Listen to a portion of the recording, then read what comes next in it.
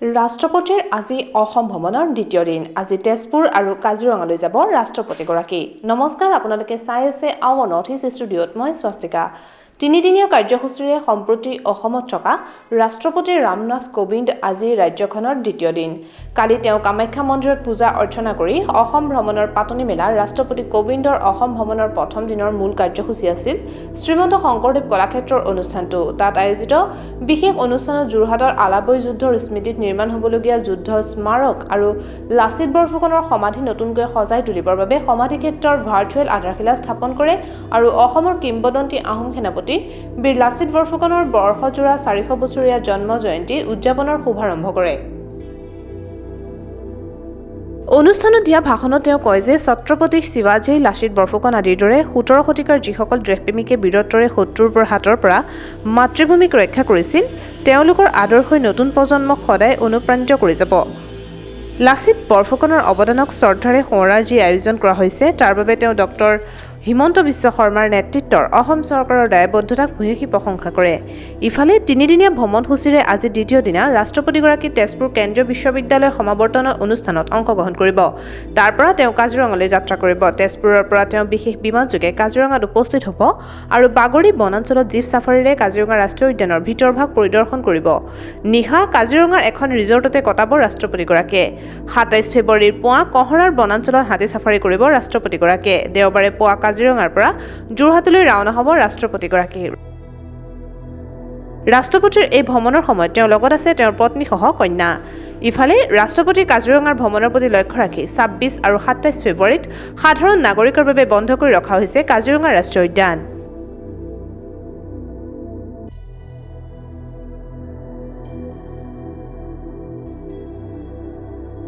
और सज्जनों, असम के अद्वितीय आकर्षण को व्यक्त करना भारत रत्न डॉक्टर भूपेन हजारिका जैसे महान प्रतिभाशाली व्यक्ति द्वारा ही संभव था।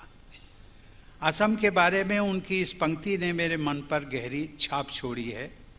उन्होंने कहा था, गोटोई जीबोन बिसार लेव आलेख देवक राती अखम देखोर दरे ने पाऊं ईमान रखाल माटी। अर्थात अनगिनत दिन और रात लगाकर जीवन भर तलाश करने के बाद भी आपको असम जैसा प्रदेश नहीं मिलेगा और यहाँ जैसी उपजाऊ माटी नहीं मिलेगी। आज ही मुझे नीलांचल की पवित्र पहाड़ी पर स्थित कामाख्या आदि शक्ति पीठ में पूजा करने का सौभाग्य प्राप्त हुआ। मंदिर में मैंने देशवासियों की प्रगति और कल्याण के लिए, विशेषकर युवा पीढ़ी के उज्जवल भविष्य के लिए प्रार्थना की।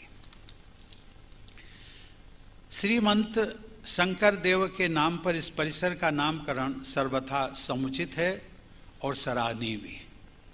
श्रीमंत शंकर देव की भक्ति, कविता और कला की अविरल धारा तथा विलक्षण योद्धा लासित बोरफुकन की बहादुरी और बलिदान की प्रेरक विरासत असम की गौरवशाली परंपरा के दो महान पक्षों को दर्शाते हैं।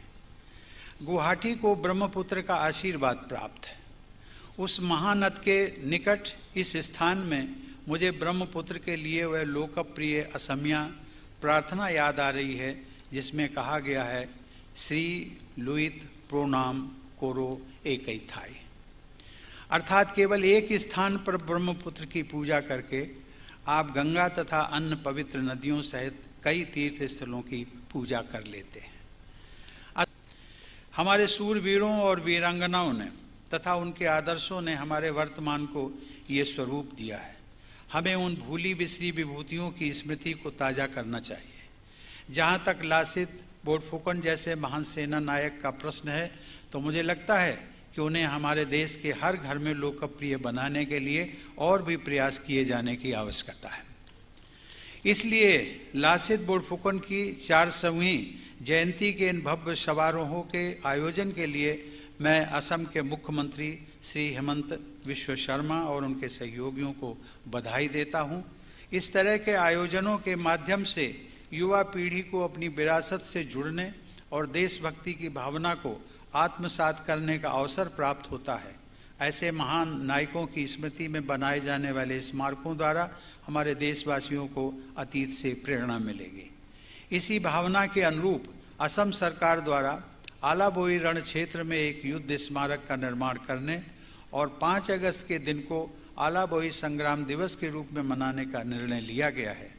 महान योद्धा लासित बोरफुकन की देशभक्ति का उत्सव मनाते हुए हम सब उस शौर्य और पराक्रम का उत्सव मना रहे हैं जिसने राष्ट्र प्रेम की भावना को हमारे हृदय में आज भी जीवित रखा है। News Text Report, Our Notice.